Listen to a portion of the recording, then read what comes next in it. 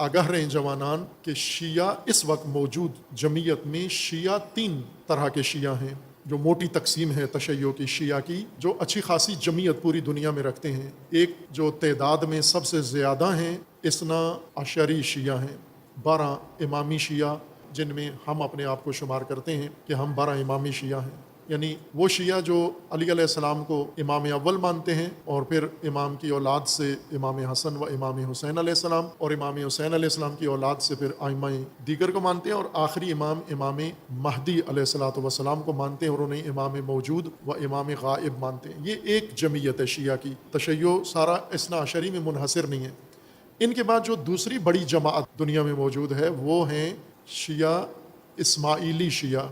یہ بھی شیعہ ہیں، بعض لوگ ہمارے معلوم نہیں کس بنیاد پر، جہالت ہے، نادانی ہے، ناواقفیت ہے، تعصب ہے، انہیں دور کر دیتے ہیں تشیع سے، اصلا شیعہ نہیں سمجھتے، بلکہ بعض تو کہتے ہیں یہ مسلمان نہیں ہیں۔ نہ، یہ شیعہ ہیں، شیعہ جماعت ہے، اور شیعہ مستقل جماعت ہے اثنا عشری کے مقابلے میں، لیکن ہیں شیعہ کے ارکان ان کے اندر پائے جاتے ہیں۔ یعنی وہ پہلی تقسیم مسلمانوں میں جو ہوئی، جس میں شیعہ علی و شیعہ عثمان، یہ پہلی تقسیم ہوئی تھی۔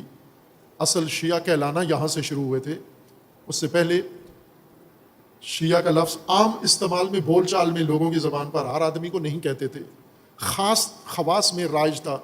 رسول اللہ صلی اللہ علیہ وآلہ وسلم نے علی و شیعتہ یہ فرمایا ہوا تھا، یہ رسول اللہ نے ذہنوں میں بات ڈالی ہوئی تھی، علی و علی کے شیعہ، لیکن عام لوگوں کی زبانوں پر یہ اصطلاح رائج نہیں ہوئی تھی۔ عام لوگوں کی زبانوں پر شیعہ علی کی اصطلاح تیسرے خلیفہ کے زمانے میں شروع ہوئی، اور خصوصاً ان کے قتل کے بعد شروع ہوئی، جب وہ بحران شامیوں نے کھڑا کیا، اور اس کے بعد ہر آدمی کو پوچھتے تھے کہ شیعہ من، کس کے شیعہ ہو تم؟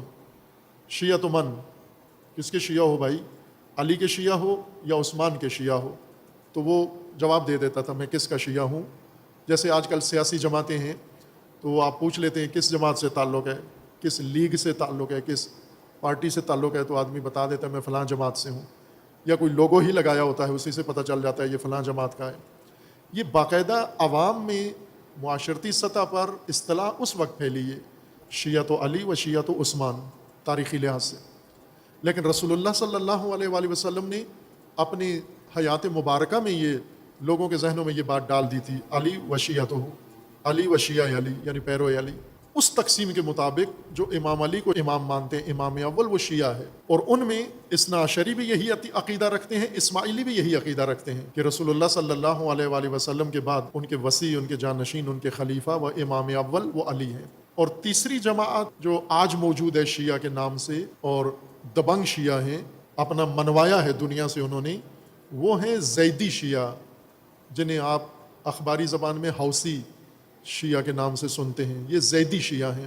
زیدی شیعہ کا مطلب یہ ہے کہ امام زین العابدین علیہ الصلوۃ والسلام کے دیگر فرزند امام باقر کے علاوہ حضرت زید کی امامت کے قائل ہیں یہ لوگ، اور پھر ان سے آگے ان کے اندر امامت کا سلسلہ جاری ہے، اور آج یمن میں ہیں۔ یہ بھی طاقتور رہے ہیں تاریخ میں، اور سیاسی طاقت، سماجی طاقت، اقتصادی طاقت، پھر ان کی طاقت سمٹتی گئی جب دوسرے سلسلے بڑھتے گئے، اور آخری جو ان کا گڑھ بنا وہ یمن ہے۔ آج بھی یمن میں ان کی حکومت ہے۔ 1960 سے پہلے آدھے یمن پر ان کی حکومت تھی، پھر بعد میں ان کا اتحاد ہوا آپس میں، اور اتحاد کے ذریعے سعودیہ نے مداخلت کر کے، عربوں نے ان کو کمزور کر کے اور موجودہ حالت میں پہنچا دیا، اور پھر انہوں نے اپنے حقوق کے حاصل کرنے کے لیے دوبارہ باقاعدہ دفاع کی اپنی سرزمین کا۔ اور جو ابھی جاری جنگ ہے، یہ سب زیدی شیعہ، حوثی شیعہ لڑ رہے ہیں، اور ان کے خلاف سعودیہ نے اور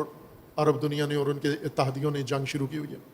وہ طاقت کا اندازہ لگائیں آپ ان کی طاقت کا، کہ ایک گروپ ہے چھوٹا سا یمن کے اندر، اور ان کے مقابلے میں طاقتور ترین خطے کی سب سے سپر طاقتیں متحد ہو کر ان پر حملے کر رہے ہیں، لیکن 1 انچ جگہ ان کی ابھی تک حاصل نہیں کر سکے، نہ انہیں اپنی جگہ سے پیچھے ہٹا سکیں، بلکہ زیادہ قوی امکان ہے کہ ان کے سامنے تسلیم ہوں گے یہ آخرکار۔ اب یہ ان کی طاقت کی علامت ہے، یہ اتنے طاقتور ہیں یہ لوگ۔ بلکہ اگر ہم گزشتہ صدیاں، جو 12-14 صدیاں گزری ہیں مسلمانوں کی تاریخ میں، تو اثنا عشری کمزور حالت میں رہے ہیں سیاسی طور پر، اسماعیلی سب سے مضبوط رہے ہیں سیاسی طور پر۔ اور حکومتیں قائم کی ہیں، بڑی بڑی حکومتیں قائم کی ہیں، بڑے بڑی قلمرو پر حکومتیں قائم کی ہیں. جس طرح عثمانی خلافت رہی ہے، اسی طرح اسماعیلی خلافت اور طولانی مدت تک، صدیوں تک ان کی حکومتیں اور مضبوط حکومتیں رہی ہیں. اور انہوں نے جو حکومتیں قائم کر کے جو خدمات انجام دی ہیں، جو بڑے بڑے تعلیمی ادارے آج موجود ہیں، یہ ان کے بنائے ہوئے ہیں، جن میں سے ایک جامعۃ الازہر ہے مصر کا تعلیمی ادارہ، یہ ان کا بنایا ہوا ہے. اسی طرح وہ دانشگاہ جندی شاپور وہ ان کی بنائی ہوئی تھی، اور بہت سارے، یعنی علم کو انہوں نے پروان چڑھایا. فلاسفہ بڑے بڑے پیدا ہوئے. اخوان الصفا، معلوم نہیں کبھی سنا ہے یہ نام، نہیں سنا آپ نے، مطالعہ اگر کرتے ہیں تو. اخوان الصفا فلاسفہ کا ایک گروہ ہے، مجموعہ، گروپ آف فلاسفرز. انہوں نے اپنا نام پیش نہیں کیا. بس اوقات ہوتے ہیں نا، ہمیں یہ بھی پتہ ہے کہ مثلا ابن سینا فیلسوف ہیں، ابو نصر فارابی بہت بڑے فیلسوف ہیں، یہ شخصیات اپنے نام سے معروف ہیں. اخوان الصفا اسی سطح کے بڑے فلاسفہ تھے، لیکن وہ اپنی اخلاقیات کی وجہ سے، اپنی تربیت کی، مذہبی تربیت کی وجہ سے اپنا نام متعارف نہیں کرواتے تھے، خود نمائی نہیں کرتے تھے. لہٰذا انہوں نے گروپ کی شکل میں سارا کام کیا، اور ان کے تحقیقی رسالے، ابھی بھی کتابیں موجود ہیں جن پر باقاعدہ ریسرچ ہوتی ہے اخوان الصفا کے نام سے. یہ سارے اسماعیلی تھے یہ. اور اس طرح ان کی علمی خدمات بھرپور ہیں، اور باقی ان کے ترقی کے کام، تعمیرات کے کام ان کے فراوان ہیں. اور ان کے بارے میں متضاد آراء ہیں. دوسری طرف سے یہ بھی لکھا ہے کہ ظالمانہ ترین حکومتیں بھی انہوں نے قائم کی، لیکن اس بات سمجھ میں آتی ہے کہ کچھ پروپیگنڈا بھی ہے ان میں بدنام کرنے کے لیے ان کو، ان کی حکومتوں کو یا ان کے نظام کو، جس میں ان کے سب سے بڑا جو مقتدر حاکم گزرا ہے حسن الصبا، اس کے بارے میں جو متضاد آراء ظاہر کی گئی ہیں. لیکن وہ بہت مقتدر انسان تھا اور اس نے حکومت قائم کی. ایسی حکومت اثنا عشری نے کبھی بھی قائم نہیں کی، نہیں ہو سکی ان سے. چھوٹی چھوٹی کرتے تھے، چھوٹی آبادیوں میں، کسی خاص علاقے میں، کسی موقت طور پر، لیکن پھر آگے چلتی نہیں تھی وہ حکومت. انہوں نے بڑی حکومتیں اور بڑے عرصے تک قائم. خوب شیعہ اثنا عشری حکومت ایران میں ہے، اور یہ جو 40 سال پہلے، 42 سال پہلے 1979 میں قائم ہوئی ہے. اس سے پہلے شیعہ اثنا عشری میں حکومت نہیں تھی. اس کی کئی وجوہات ہیں. امامت کے یہ 3 بڑے مدعی لوگ ہیں، یہ 3 شیعہ جمعیتیں ہیں. تینوں، وہ پہلا معیار جو تشیع کا تھا تاریخ میں، کہ جن کے پہلے امام علی ہیں، یہ تینوں وہی ہیں، پہلا امام علی کو مانتے ہیں. پھر آگے چل کے شاخیں تشیع میں بنتی گئیں، اور کئی شاخیں بنی اور ختم ہو گئیں تاریخ میں، جن کا ذکر تاریخ میں موجود ہے، لیکن آج ان کا پیروکار کوئی موجود نہیں ہے. لیکن کچھ ایسی بنی جو ختم نہیں ہوئی، انہیں ختم کیا گیا، کوشش کی گئی لیکن ختم نہیں ہوئی. جن میں سے یہ 3 بڑی جمعیتیں اثنا عشری سب سے زیادہ ہیں آج جمعیت کے لحاظ سے، اور ان کے بعد اسماعیلی ہیں، اور پھر زیدی ہیں، اور پوری تاریخ ہے بھرپور ان کی. یہ شیعہ آگاہی ہونی چاہیے ہمارے عزیزوں کو، جوانوں کو، مومنین کو. ان تینوں کے ہاں امامت کا تصور ہے. تینوں امامت ہی کی وجہ سے شیعہ کہلاتے ہیں.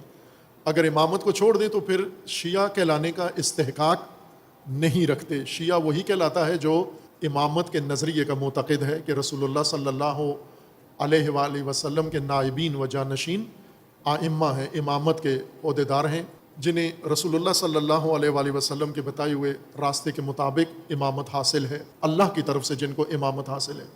اور تینوں کے اندر امامت کا دلچسپ سفر ہے.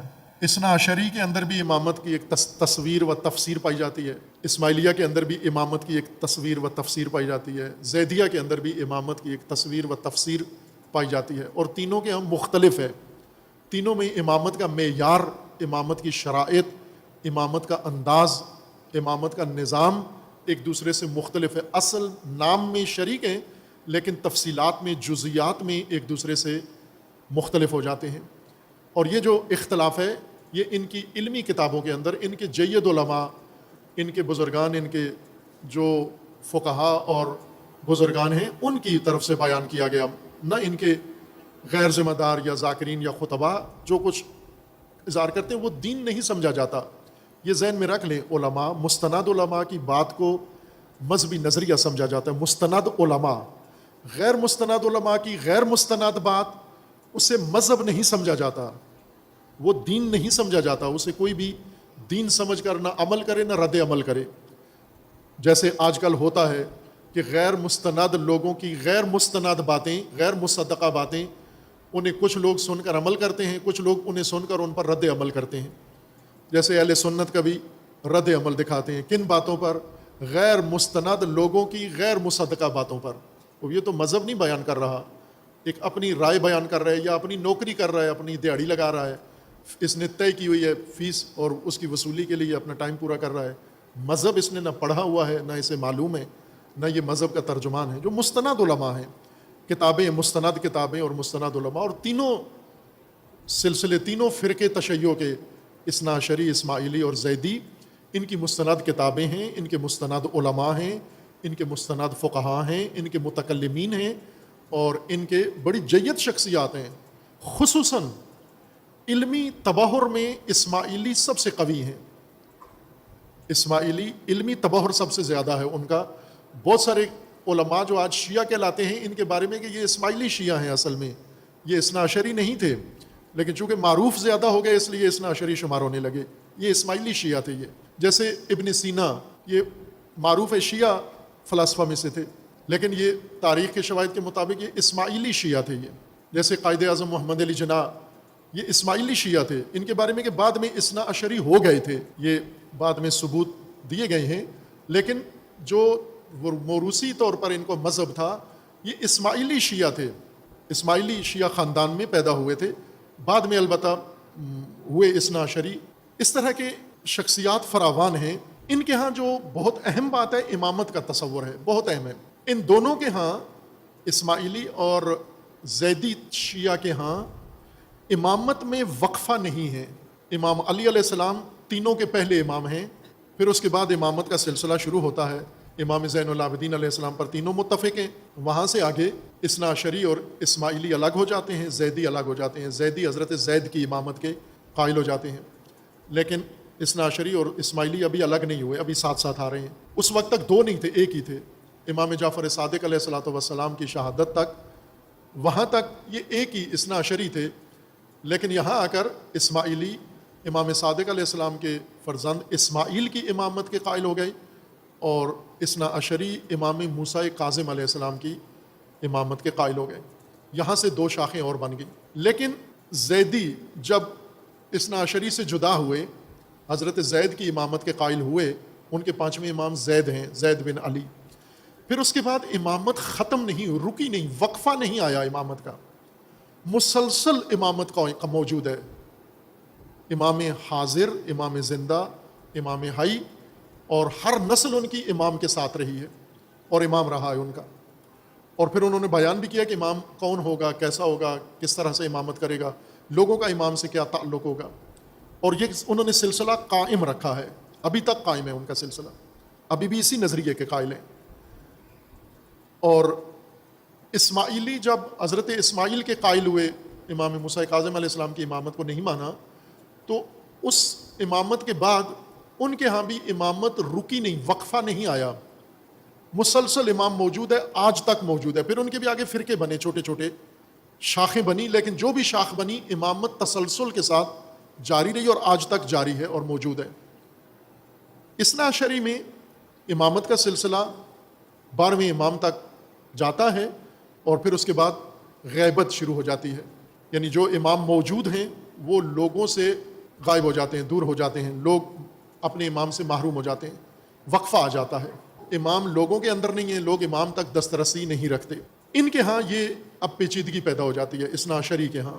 اور طولانی ترین عرصہ اثنا عشری کا یہی 1200 سال اسی غیبت کے زمانے میں گزرتے ہیں. 250 سال، 260 سال تک شیعہ امام حاضر کے ساتھ ہیں اثنا عشری. پھر اس کے بعد امام غائب کا عرصہ شروع ہو جاتا ہے. اب دوران غیبت میں امامت کا کیسے سلسلہ جاری ہے؟ آپ کو یاد ہوگا یہی اسی سال جو گزرا ہے رجب، پچھلا سال، بلکہ اب تو محرم سے نیا سال شروع ہو گیا ہے. پچھلے سال کا 1444 ہجری کا رجب کا جو 13 رجب کا جشن تھا، جامعہ میں ہر سال ہوتا ہے، یوم تاسیس بھی ہوتا ہے. گلگت سے ایک چند افراد آئے، لیکن ان میں سے ایک معلم تھے ظاہراً، وہ آئے اسی لیے دوسرے دوستوں کے ساتھ کہ میں نے پوچھنا ہے، میرا کہہ رہے تھے کہ آغا صاحب سے کچھ میں نے سوال کرنے ہیں، تو انہوں نے کیے آ کر، اور یہی آ کے سوال کیا. کہا کہ ہم تو امام حاضر کے قائل ہیں اور امام حاضر ہونا چاہیے. آپ امام حاضر کے بغیر 1200 سال سے کیسے امامت کا تسلسل کیسے قائم کیے ہوئے ہیں؟ کیا بات ہمیں سمجھائیں کس طرح سے یہ ہو سکتا ہے، ممکن ہے؟ تو میں نے ان کی بات کی تصدیق کی کہ بہت سنجیدہ سوال ہے، بہت اہم سوال ہے، اور جتنی مصروفیت میری بھی تھی تو میں مختصر سا ان کو جواب دیا. اور پھر اس کا کسی مجلس میں میں نے تذکرہ بھی کیا کہ یہ بہت اہم مطلب ہے جو اس برادر نے آ کر یہاں پر سوال اٹھایا. کہا میں یہ گلگت میں اپنے شیعہ اثنا عشری سے سوال کرتا ہوں، وہ ناراض ہو جاتے ہیں، اور اپنے جو ہمارے اسماعیلی ہیں وہ مجھے منع کرتے ہیں کہ تم مارے جاؤ گے، یہ فرقہ وارانہ باتیں کرتے ہو ان کے عقائد کے بارے میں. کیوں؟ میں نے کہا یہ تو بہت بنیادی سوال ہے، یہ تو پوچھا کرو آپ سب سے سوال، اور یہ سوال کا جواب ہونا چاہیے ہمارے پاس کہ وہ دو جو سلسلے ہیں ان میں امامت تسلسل سے جاری ہے، لیکن یہ جو سلسلہ ہے اس میں امامت کس طرح سے تسلسل قائم ہے، ہر نسل کو امام کیسے میسر ہے، تو یہ جواب ان کا ہونا چاہیے.